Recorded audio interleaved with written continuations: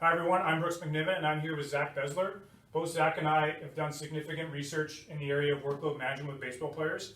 I did my master's thesis in this area. Zach has done a lot of research for upper level kinesiology courses at UBC.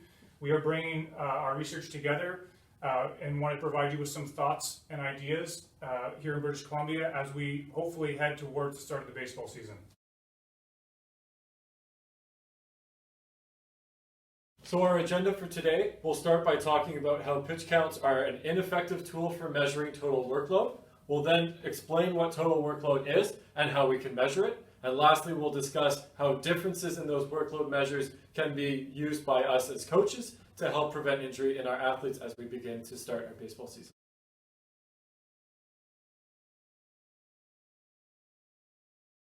So here's a history on pitch counts. So pre-1996, we didn't have pitch count limits like we have now.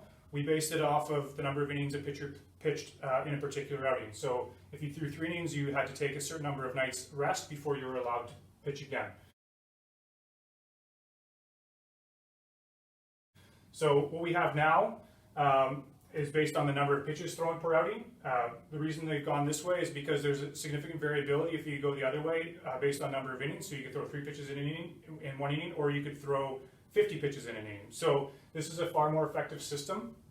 However, there are some flaws in this system where you can still put pitchers at risk of injury. So if you take a 13-year-old, for example, they can throw 20 pitches and they're not required to have a rest the next day. So if you take that same athlete, throw them 20 pitches, give them a day off, throw another 20 pitches the following day, again, they don't need any rest, and then they have a max of 95 pitches in a day. So effectively, we've thrown that pitcher 135 pitches over the course of 4 days, which is more than what a big leaguer would do for their standard 5-day cycle.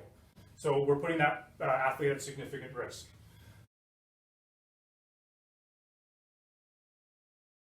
Okay, so some other problems with pitch counts is they're not scientifically supported. They are based off expert opinion.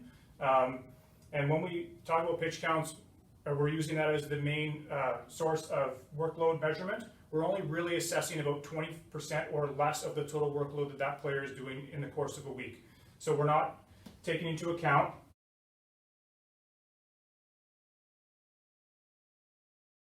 like a velocity or how hard that athlete is working.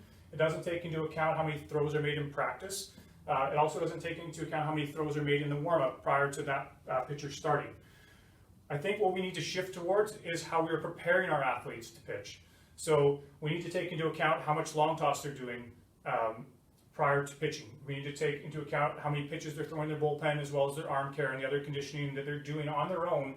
And all of those factors can be put together to help determine how many pitches that pitcher should be able to throw in a game and do it safely.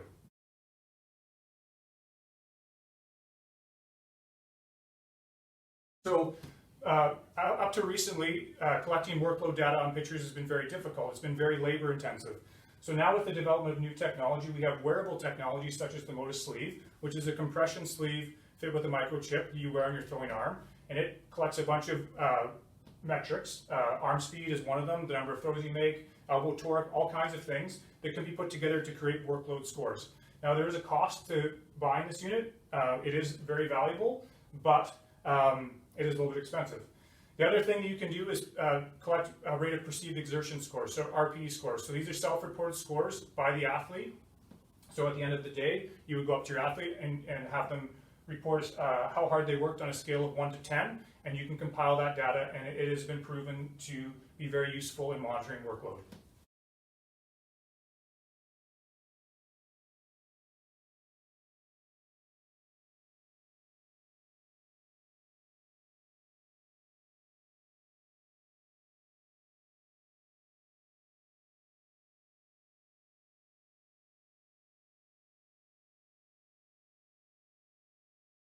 So there is external load and internal load. When we're assessing external load, we're talking about what the player did. And so this is historically what we have used pitch counts for. But we used in both of our studies Motus sleeves to account for the number of throws that they made, as well as the elbow torque to give us an intensity of how hard the athletes were throwing. We also had an internal load measure where we would ask the athletes at the end of each session how hard they worked on a scale of 1 to 10. And this assesses how the player responded to the load. Now it's important to note that two different athletes can be exposed to the same external load but experience different internal loads based on how prepared they are. We then had our assessment of well-being, so how the player is coping with the overall load, external and internal, that they experienced over the course of the day and over the course of the weeks. And when we combine all of these measures, we have a better picture as coaches how prepared our athletes are to train or play.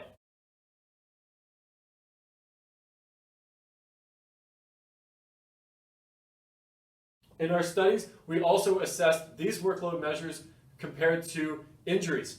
So we define injury as a non-contact injury. We recorded the mechanism and the dates. All of our injuries were time loss injuries that required athletes to miss part or all of a practice or game session.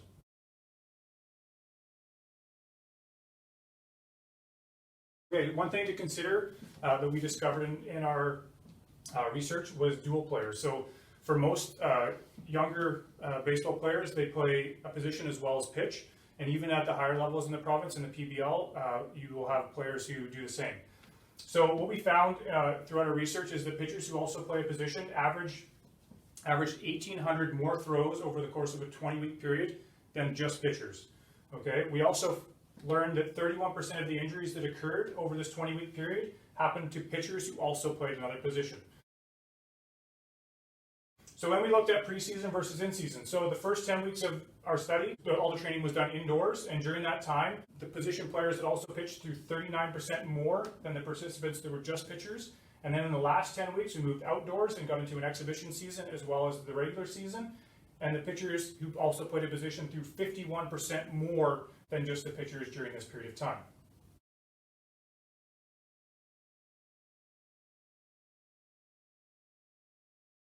The other interesting fact that we ran into, it was kind of completely out of the blue, was the amount of throwing that a first baseman does. So it's common thought in baseball that if you have a player who has an arm injury, that you put them on first because they don't throw the ball as much. What we found is that the first baseman averaged 2,500 more throws over this 20-week period than just pitchers, and they averaged 680 more throws than the players who played a position and also pitched.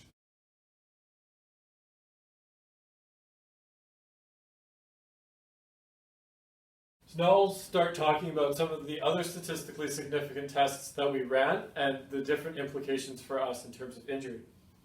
The first has to do with acute RPE spikes.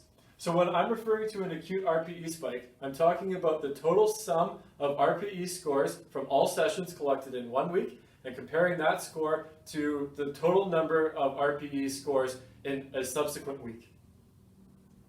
So if, for example, we had our first week of training with 3 sessions and the athlete reports an RPE of 5 for each session, we would have an acute RPE of that week of 15 points. Now, if in the next week we increase both the number of practices and the intensity of those practices, we would have a higher acute RPE for that week. And this leads to an acute RPE spike from week to week of greater than 13 points. This is significant not just because 13 is an unlucky number, but because we found that it was actually statistically significant in further analysis that I'll explain on the next slide. Now, one way for us to experience RPE spikes is to increase the volume or the intensity from 1 week to the next when we have a baseline of training. But where we found the most significant RPE spikes occurred were from periods of rest to reintroduction of play. So in our situation, we might have athletes who have not accumulated any workload for a significant period of time, and if we then re-engage with the same amount of intensity as we would initially want in our regular season, this leads to even larger increases in acute RPE from week to week and puts our athletes at even greater risk of injury. What we were able to determine was that in both of our studies, all of the athletes who experienced considerable soreness or did suffer an injury had an acute RPE spike of greater than 13 to 16 points. And we found that the largest acute RPE spike in all of the athletes who did not report any symptoms or were uninjured was less than 13 points. So that's why you can use the unlucky 13 as a rule of thumb when trying to plan your practices.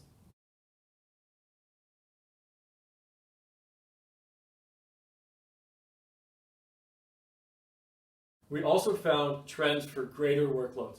So I come from a strength and conditioning background, and I use mesocycles as chunks of time of about 4 to 6 weeks that help me break up a competitive season to ensure adaptation during those times and reduce the risk of injury. What we found is when we split our season into different mesocycles, changing the amount of workload that we accumulated in those periods led to differences in injury outcome. We're just going to look at these two graphs that are here. So you can see the slopes of the lines on the two graphs are very different. So we have, and this one we almost have a straight diagonal line between the three mesocycles. So the different colored sections of the line are different mesocycles of about 6 to 8 weeks in length. In the first one, you can see that there's a downward slope in the second mesocycle.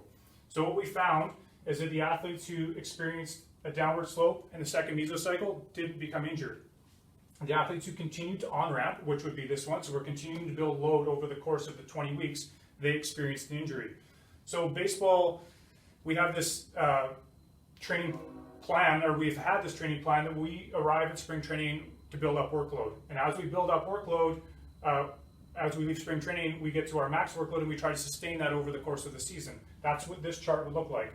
And it's probably no surprise that in the big leagues, the majority of the injuries happen to pitchers. Where we feel that we might need to start to incorporate some unloading weeks into our training to help reduce the number of injuries to pitchers.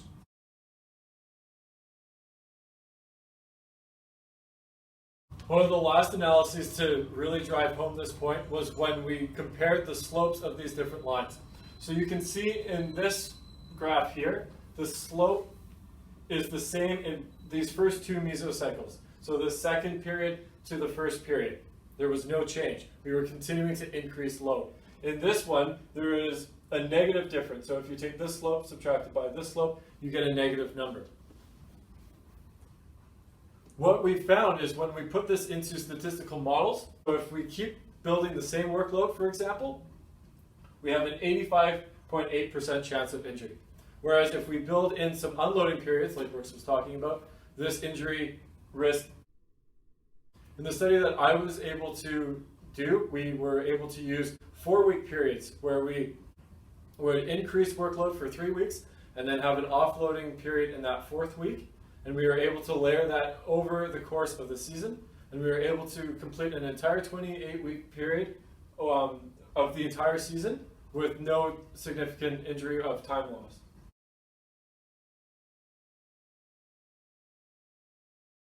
So why does RPE matter? Well, we've been able to demonstrate that RPE scores have validity as a tool in preventing injury with baseball pitchers and baseball players in general. One of the other great things is that RPE assesses the load on your entire body, not just your arm. So if, for example, you're holding a practice where there is no throwing, you could say that there was no workload, but that's not the case. If you're fielding ground balls, if you were swinging bats, if you were doing sprints or base running, these are other injuries that baseball players experience from these activities as well. And so what we suggest is that you can use RPE scores as a simple and expensive way to measure workload if you've created a positive atmosphere with your athletes and a safe environment where they feel that they can communicate with you openly and honestly.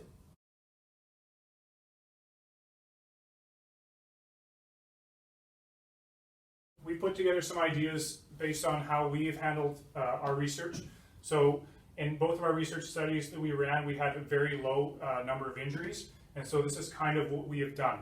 So when we started our training during those years, we started with a 4 to 6 week on-ramping period where our athletes were just throwing and building up in long toss. So starting at a shorter distance and slowly building up over the course of the 6 weeks to increase intensity in that area. There was no bullpens during this 4 to 6 week period. Okay, we also, Zach had non-throwing practices. We didn't do that, but another great way to increase workload. Okay, so after we built up that workload through long toss, then we could consider getting into pitching. So we would again start with some flat ground bullpens. So we'd do that for a couple of weeks. And then we'd move into bullpens where we were throwing fastballs only, again keeping pitch counts very low, probably like 20 to 25 pitches per outing or per bullpen, with an RPE score of 7, or what we would like to say about 70% of your max. And once we'd done that for a couple of weeks, then we would move into full bullpens, where we again ramp up the intensity, we're throwing breaking pitches, and then we move to live ABs against our own teammates, again not to game intensity, and then finally we would move to game intensity as we had spent a couple weeks doing live at-bats. So this is a nice way to progress into live game action. I think the concerning part with the amount of time that we've had off here in British Columbia is that we would jump right into game action or inter squads right away, which is going to put your athletes at a significant risk of injury. So we would suggest following something like this, being very cautious, moving very slowly, and building up to this over a period of time. Maybe your athletes aren't ready to throw in inter squads or games until we get to September. If that's the case, that's fine, as long as we're keeping them playing baseball and not sitting on the bench injured. That's all we have for you today. Thank you very much for joining us. I hope you found something that was interesting. Again, if you have any questions that, for Zach and I, we would happily answer them. You can reach out to us, and we'll do our best to help you along. Hopefully we're back to baseball soon in British Columbia. Best of luck and enjoy the shortened season that we get.